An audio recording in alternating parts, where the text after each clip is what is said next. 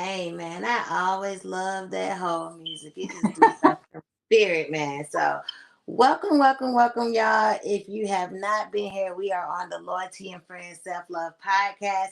And today we got a special, special guest. She is definitely dear to me. I just love, love, love Courtney. And it's just been an honor just to be able to meet this beautiful queen and just to be in her energy. So I want you all to get to know her just as much as I have had the honor to get to know this beautiful queen. So, Courtney, we're going to start by you just sharing with the people a little bit about yourself, just a brief introduction. Let them know who are you, who is this beautiful lady, and we got the matching lips, y'all. Y'all know I normally don't do lipstick.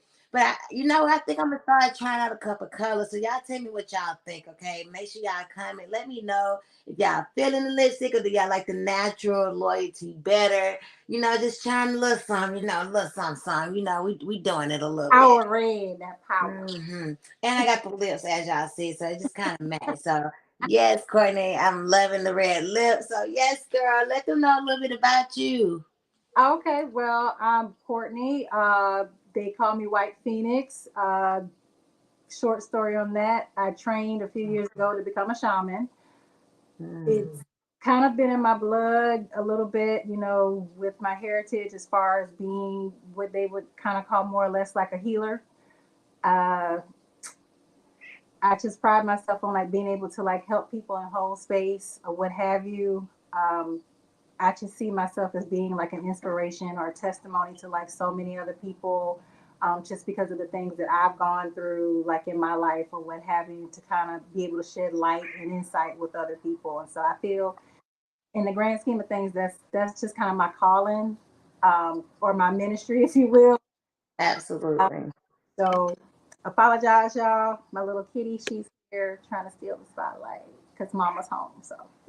Oh, the kitty, kitty. Yes, indeed. So thank you so much, Courtney. For one, I want to thank you for coming on the Loyalty and Friends Self Love Podcast. And, this dear, and, self love is where it starts. And Yeah. there is self love even through storytelling. People don't realize because a lot of times we don't go through certain healings because we just holding on and we don't know how to release it. So I tell people, step in your truth, be Mhm, who you truly are, and allow people to see you through your lens. And mhm. the more transparent you are with your story, then people will be more relatable to what you've been through and where you are, and then when they can see how you persevere through that, Mhm. then it can be inspiring for them as well. So I'm a real open book. People say, oh, you gotta keep your business to yourself. I'm like, why? Like, why am I hiding this? Like, who are they? Like, no offense. Like, I don't know. That's just I'm that's like, just there my you motto. go.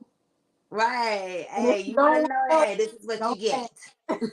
Don't ask if you don't want to know, because like I'm a share it. I feel that when we don't tell our story, it's a disservice to others around us, because we can Mhm. find ourselves complaining so much about the things that we've gone through or the things that we've endured, and wishing that, oh, I wish I had someone here to talk to me or walk me through certain things. And in the grand scheme of things, you didn't. And that was your walk, that was your journey, that's what you needed to go through. So, be that change that you want to see, be that person that you wanted for yourself to someone else to help them. That whole, well, I had to figure it out and I had to learn it on my own, it doesn't serve anybody. Right. We're trying Absolutely. to like break things and start things and do things different, then we have to be different. We have to have those tough conversations. No one wants to have them, but they're still necessary for that growth. That's why I call it like a labor of love or growing pains. When we're as women giving birth to life, it's painful. Absolutely. You feel like you're being ripped out from the inside out, and you go through so many changes. But when it's all said and done, you have something that you've created, and it's the most beautiful thing in the world. And that's just, I feel like that's how we should approach everything in life. When we're going through it, there's going to be an end to it. Absolutely. It's just how, it's just life. But to be able to share those tough stories, just like you stated earlier, Hmm. you find yourself being able to reach out to so many people to let them know, hey, I'm not by myself. This world is too big to think that you are ever going through something by by yourself. yourself. Right.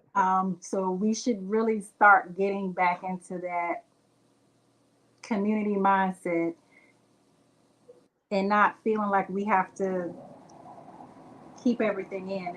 It doesn't serve anybody. It doesn't help anybody. And It doesn't. And that's why I appreciate communities like the Wave movement. And Mhm. that's where we connected is Yeah. through the Wave movement. And so shout out to Brandon for sure for the connection because without him, we wouldn't even know each other. And I actually met him at the Bowden Award. So it's just funny how things just really come full circle through Deontay Bowden, who is also one of our Wave movement members. And since then, our brother EA and so many other people have joined forces because we can really see the change and want that sense of community. And it starts with us. It starts with really making that conscious decision that, hey, I really want to be part of change. And instead of me sitting here looking at it as a competition or I have to compete with my brother and sister, I can really support them wholeheartedly and give that love, and get that love in return because love conquers a multitude of sin, whether you hurt somebody or the opposite way around. So we learn to just continuously love your brothers and sisters through it. Just love them. And that's just all I've ever seen from you, Courtney, was just love and just how you embrace. And even, Oh, I thought it was bold and big of you how you reached out to me to even, find out more about like what is it that you do. I shared what you all recently that I have started a nonprofit organization, the LIE Foundation.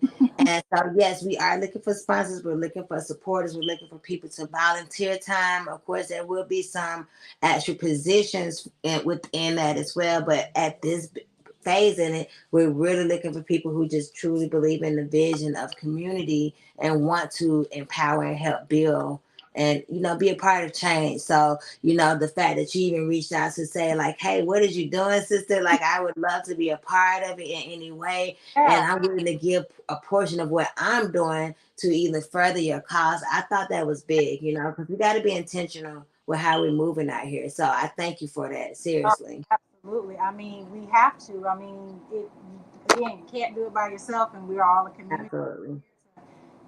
help pour into each other, And so when the overflow is like super abundant, it's like it's limitless as to the things that people can like achieve and accomplish. So, thank you for sharing like your story with me. It's just sometimes spirit comes in and says, hey, you need to kind of reach out to that person. And I'm just like, Absolutely. okay. And you just got to be obedient because you Yeah, never know how it can be a blessing. You have to be obedient. yeah, And there's so much beauty in just being obedient to his word and his calling. It just shows you like when you get out of your own way and you really step into his way, it changes everything. It changes the narrative for your life. And you start to manifest things and you see things that really come full circle for you. yeah. So that's really what it takes. And I tell people all the time, if you've attempted your way and you haven't been getting the results that you truly desire, then maybe you should attempt his way instead and just see how it might just change your life just a little bit, Like, just a so little. harm in doing it. Like, what's the worst that could happen if you try a different way?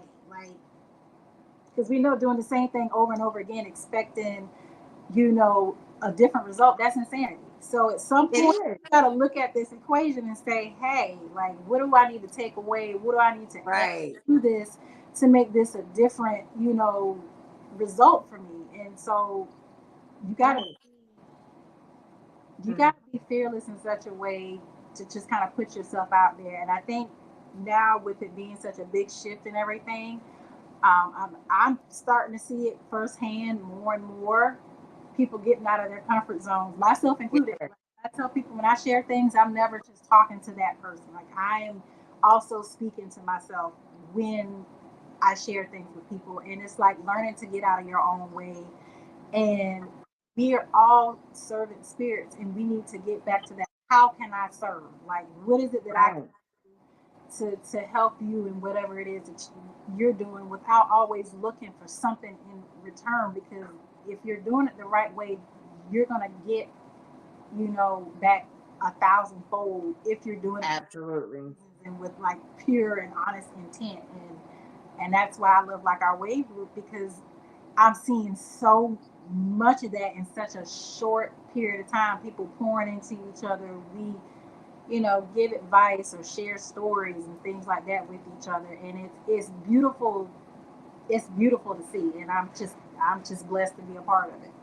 Right, and I'm so sad I missed the winter trip. I know, cause sister, we definitely gonna have to meet in person. Don't worry, the car. Look, I manifest that car will be back on the road very soon, so I can go pull up on my sis. Come get some of that spa royal treatment or something. Got to shout my girl like, cause she be doing her thing. Okay, but yes, like I mean, I just think it is a beautiful thing to witness, and I'm a true believer also in there's lessons in life that we must learn, good and bad. And if you don't learn the lesson, then you keep repeating that same exact lesson. Okay. So sometimes, again, that's why it's important to get out of our own ways and get into his way so you Yep. can have a different direction for your life. Right. And the worst thing, what Aaliyah say, if at first you don't succeed, knock yourself off and try again. You can look it up and try again, try again. Okay, right. So listen, they've been putting it in the lyrics for a long time, so it's up for us to pick up the game. Like you sing it all the time. Like you are like singing the solutions to your own problems every single day. Right. It's And like we're not even taking the advice, right?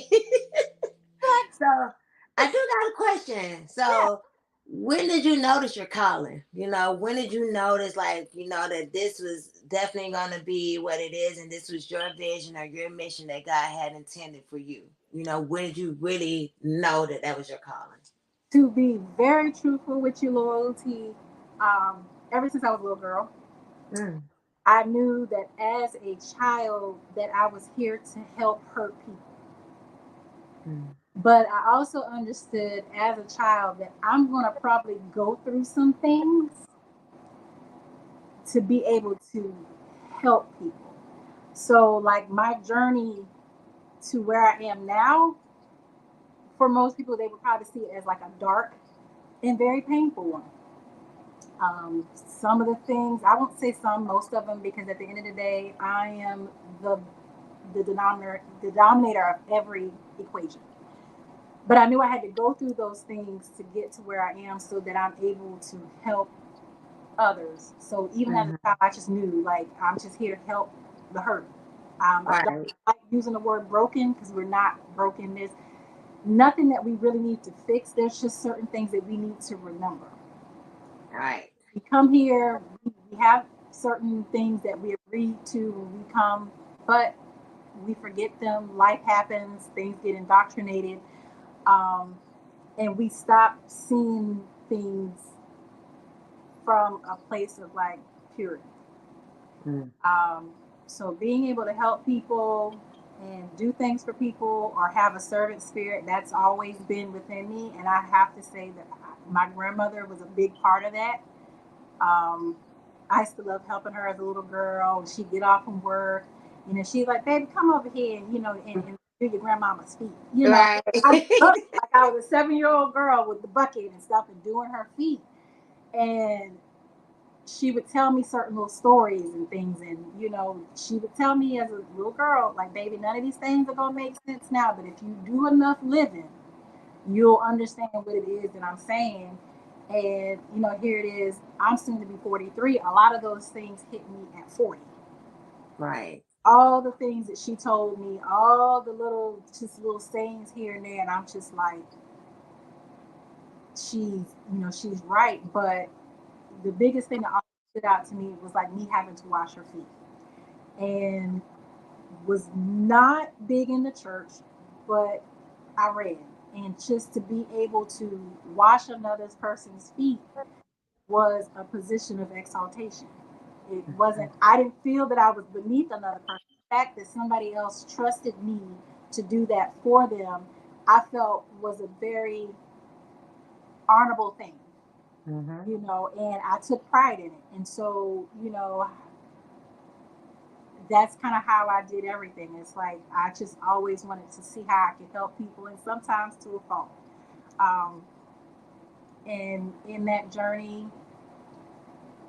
certain gifts were like bestowed, being able to see things and feel certain things, and it became a lot.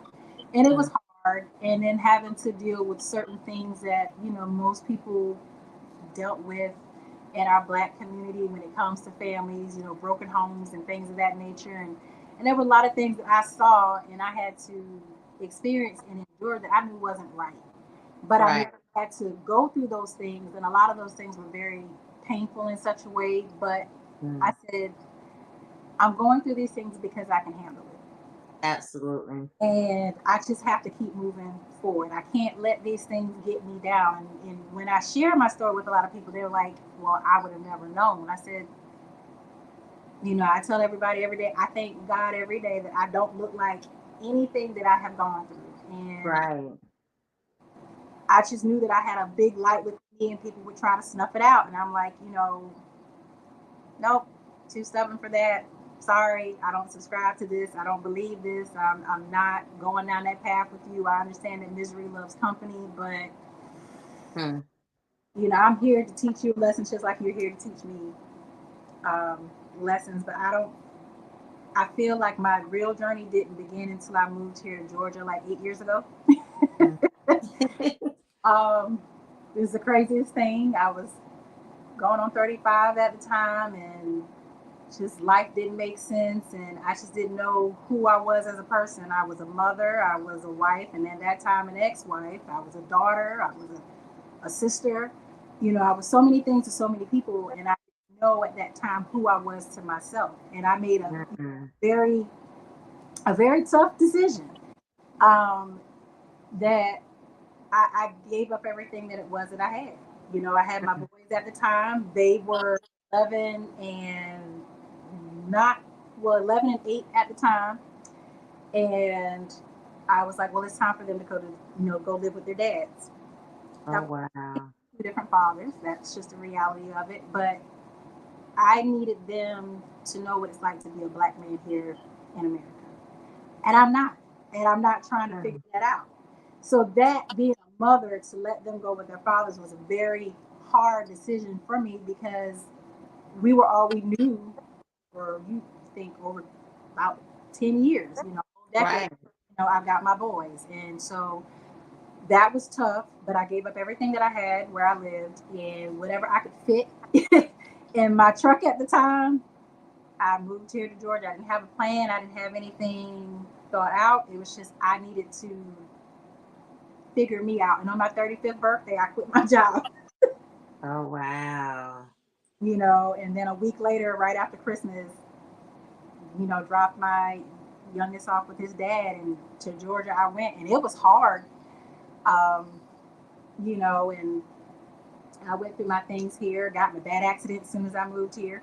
I was in the Mm. hospital for 2 days, tried to kind of wrecked everything, and it's been a tough journey, but a necessary one. Learning people, learning boundaries for myself. That was the biggest thing. Learning boundaries, learning that I didn't. There's a different way to be there for everybody. So Absolutely. I had to learn I can't give what I don't have. And Ooh, so we do that all the time. Like if all I got is 80, that's how you're gonna get it. right. That's it. And so, learning that in myself and learning that in people and relationships and even friendships and family. It was tough, because you find a lot of people when you are called to a certain thing and they don't understand it, they try to block you or make you feel like that's not what you're supposed to be doing. Right. And so that was always the challenge, them like trying to just knock out your light. And I'm like, this is my journey. I'm like, you don't have to understand it, but you will respect it. And if you can't respect it, then I'm gonna have to, go this way. And it's like there's no love lost, but you know, I I can't explain to you what it is that I need to be doing, but this is what I need to be doing. So I'm gonna just keep doing it. Right. Because your inner peace is important. And sometimes people are so quick to allow others to disturb their inner peace and don't realize, like, by them doing that, they're doing themselves a disservice. And because the piece is so disturbed that it could even hinder them from even moving in the mission that was placed for them to do. So you have to be mindful with that and set proper boundaries so your inner peace can stay intact. And again, I'm a true believer in overflow. Like we cannot, for one, I don't believe in pouring from your full cup, okay? I believe in pouring from your overflow. So in order to pour from an overflow, you have to create it first. So that means you got to say the necessary no's now and not feel guilty about it. Say no because you know that it's necessary so I can say yes later. If I keep telling you no, yes now, then when am I ever going to get to a point where I can really be able to say that yes and really have an impact behind that yes? You Yeah. understand? Mm-hmm. So that's another reason why I think it's important to teach others, not necessarily, don't always give the fish. Sometimes you have to just give the fish because that's what's been intended. But if you can teach a person to fish, they can take that Yeah. lesson a lot further along with them, you know? Yeah. Seriously. Yeah, I don't wag. I tell people all the time. I said I must have got that from my grandma. I don't wag. I said I didn't wag with my children. I'm not going to wag with somebody else's child. I've I was raised to speak up for myself, even if they didn't want me to speak up to them. I'm like, but you told me to speak up for myself and this and that and the other, and not necessarily to defend, but I have to honor myself. And but you want me to be quiet because it doesn't fit what you want me to. I said that's not how this works. That part. This works, and a lot of times, that was with my parents and more so with my mom. Like we would bump heads, and I'm like, yeah, I love you, and your mom, but I'm not going to respect you because you're mom. You're going to have to give me a reason to respect you. But if you out of pocket, I'm going to let you know you out of pocket. It's like I didn't discriminate as a child. If I saw something that was not right, I'm just like, that's incorrect. My mom's like, you can't do that. I'm like, but you just told me that if something's not right. I was like, I need to speak my truth. So I'm speaking my truth, I said, period. make it make sense. I said, because I understand it. I don't think that you understand it. And I said, and I'm not doing it to hurt the person's feelings. But if I see something that is not right, then I need to speak up on it. Because if they keep doing it wrong, then I know I'm actually the the not so nice person because I see that it's not a good thing. I can't even fault the person at this point because they're doing things and they don't know. So if I can help guide them where they need to be, then I'm going to do that because it's the right thing to do. I don't care if they don't like it, but Right. if you ask me for my help and I'm showing you a different way and it's not your cup, then fine. It's not your cup of tea, but just know that I tried. Because But I'm here to tell you what you might need to hear. And sometimes those conversations are not the most comfortable, but they're necessary, you but know? they're And it's never not that I'm attempting to confront you about anything, but the conversations just have to be had. And if I really care about you in the way that I say, and I love you in the way I say, then I'm going to give it to you in love. You know, it's not to hurt you. And if you know my intentions are good, then you should never know. It's never no harm foul, you know? and I'm not gonna be like unless you give me a reason to be disrespectful, I give you what you want, but I would rather not it have to even go that way. Right. But it's just I don't understand. It's like I'm never gonna tell you what you want to hear. Right. You want me to tell you what you want to hear, or do you want the truth? Because oftentimes they're not going to be the same thing, and it's also to the same point. Like, do you want peace or do you want right? Like, I'm not going to keep going. Like, if I'm not trying to convince you of anything, it's just like I don't need you to convince me of anything because I think what people fail to understand is like sometimes things when it's a no, it's not necessarily a no, it's a not right now. Right. We need Exactly. to get back into the paradigm of sowing seeds and planting seeds. And when it comes to a seed goes through seasons and processes. It's just it doesn't become a tree just because you said so. Absolutely. You have to plant it, you have to nurture it, and when that season is right, then you sow it. So if you're telling someone something in that moment because it was brought on you to say it, don't get upset with the person when it doesn't resonate with them in that moment because they still have to go through some things to understand what it is that you're trying to convey. Absolutely. And plus the vision maybe what how I feel about journeys, okay? Mm-hmm. Especially when it's a God given mission. The mission was given to you. Yep. It wasn't given to the other individual. So you do have to understand, like, they're not gonna always resonate, or it's not gonna hit them the same way that it hits you, because it wasn't for them. The vision wasn't for them. So you can't be upset when somebody don't understand your vision. You just respect them, and then when they do understand the vision, if they choose to support, then you're welcome to support. So don't sit there. I think sometimes people have the wrong attitude, because it's like, oh, they ain't want to do such and such, and they really be feeling some type of way, but don't even realize how life works. But God is Mm-hmm. very intentional. He's gonna bring you the right people who's supposed to sow into it, and maybe they're not the one who's supposed to do that for you. So you got to be mindful. But I want to go back to something, and then we're gonna kind of wrap it up, because I do want to be respectful of your time. And then also, you all, we are gonna have a Q&A section of this on Clubhouse. So I want to make sure y'all join us at 8 p.m. Eastern Standard Time. Of course, Friday, as always, on Clubhouse in the Loyalty and Friends house on Clubhouse. Okay, so we're gonna do Q&A style, so you all can come on and ask questions if you got questions. We want to hear your questions, because my girl, she's gonna be here to enlighten us, and I'm telling you, she done drop a lot of game on me. So I really appreciate Courtney and her wisdom, and how she's always using her wisdom for good to help Mm-hmm. others. So what I did want to ask you is about your transition, because I know you shared something really valuable. I didn't want to just skip over it, about the kids, and how you knew it was just that time that they were coming to their young men age, Mm-hmm. and they needed their fathers. And so you made the tough decision as a mother to allow them to go live with their fathers. So, like, what did that transition look like, especially for them? Like, I know that had to be tough. And like, what does your relationship look like now? Oh, well, I will say I tell my boys all the time that I am so blessed that they chose me as their mother. Um, but I think it came from us always being open. I always encouraged open conversations, even when they were smaller, like sharing certain things that were on our hearts and our minds. And so when the decision came for me to do that, it wasn't an easy one, but it was a necessary one. Like, I reached out to their fathers, and it was weird because they were like, we both, they were like, we thought about it, but we didn't know how to ask you. And I Mm. said, well, I'm coming to you, and they were both in agreement to getting their sons. And I remember, I think the first person I told about it was like my mom, because she was staying with me at the time, and this was shortly after I lost my grandmother in 2015.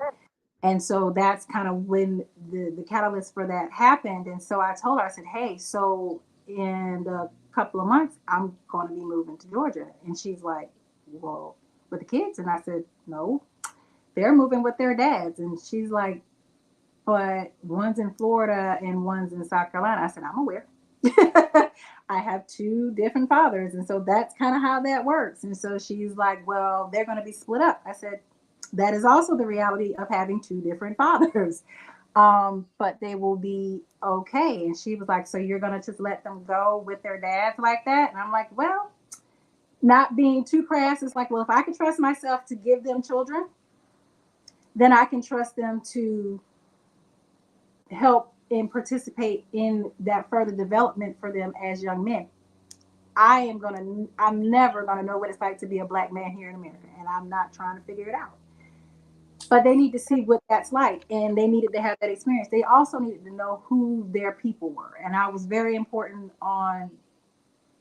on wanting them to know who their people are, because it was such a challenge for me. I heard stories from my parents about certain people in my family, and I always was fascinated by it, because I feel like those stories culminated to the person that I was.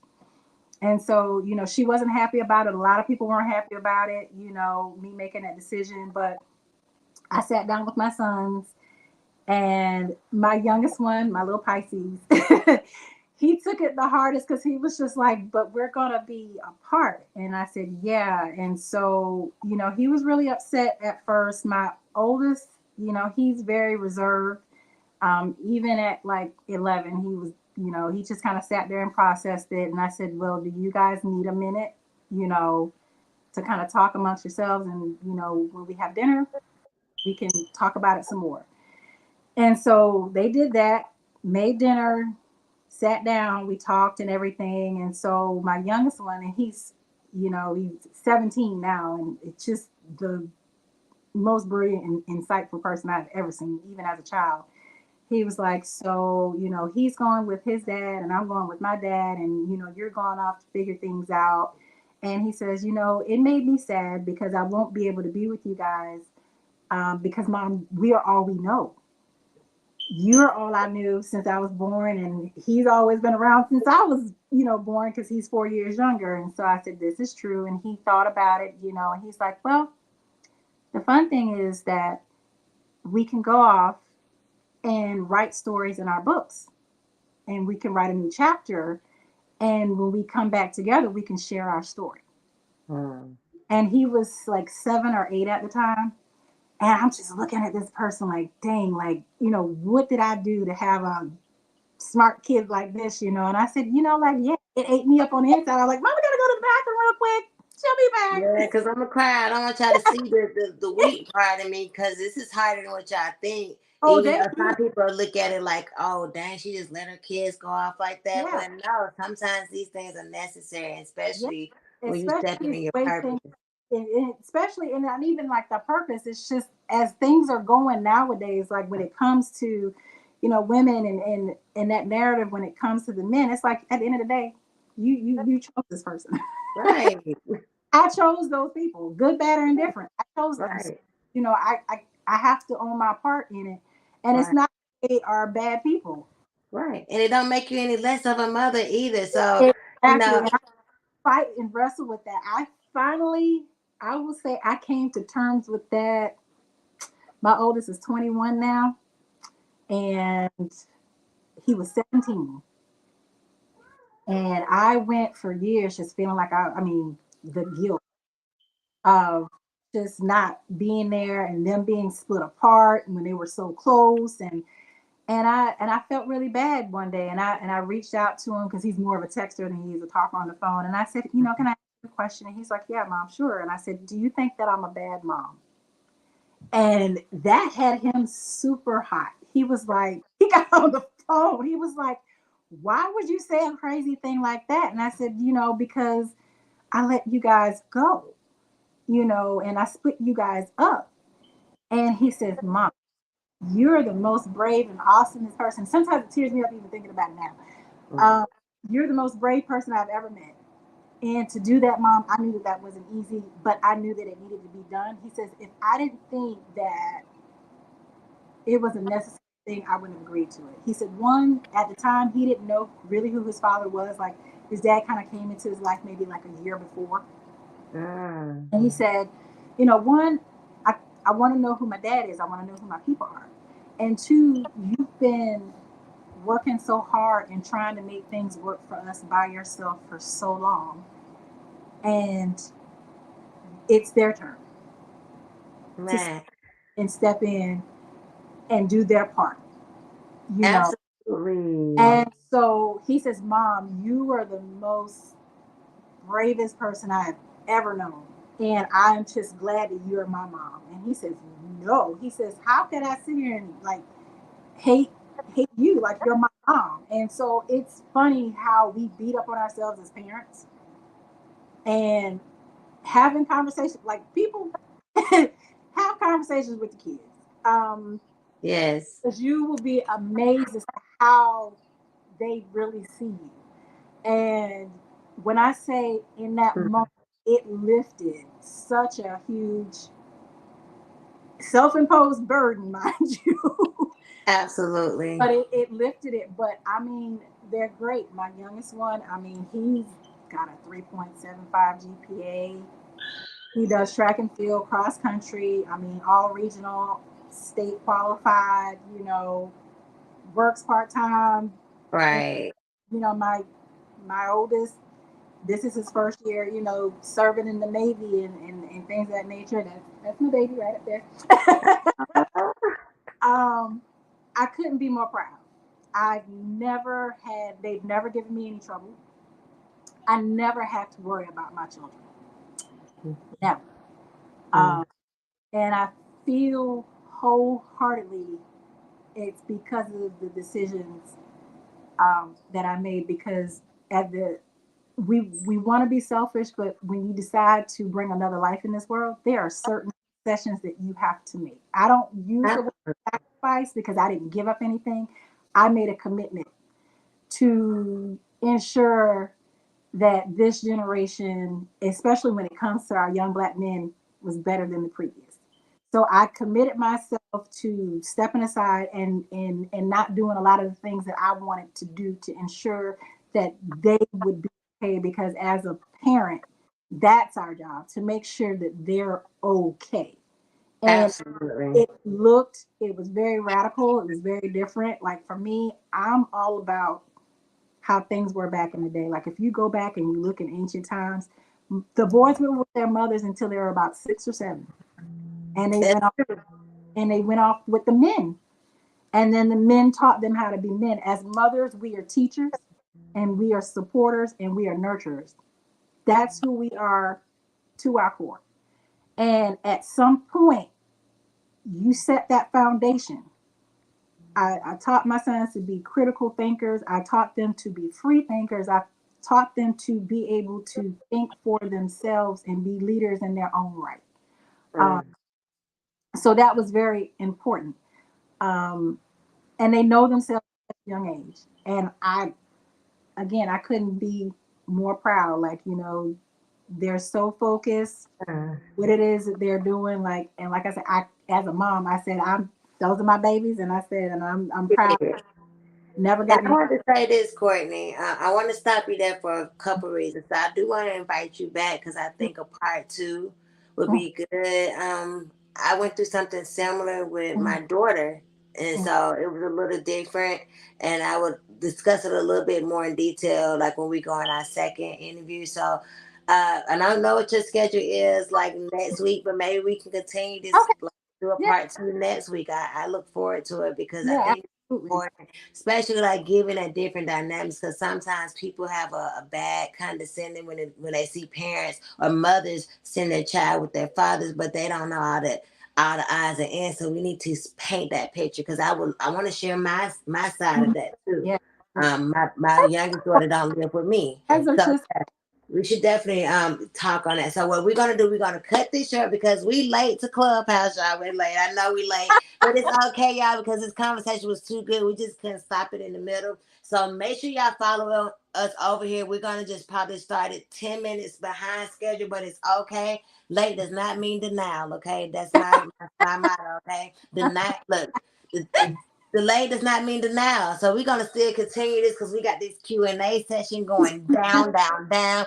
But let them know how they can support you. How can they follow you, Courtney? And Okay. then yes, we're gonna bounce over to Clubhouse. So as of right now, y'all can follow me on Instagram, Adimu Essentials.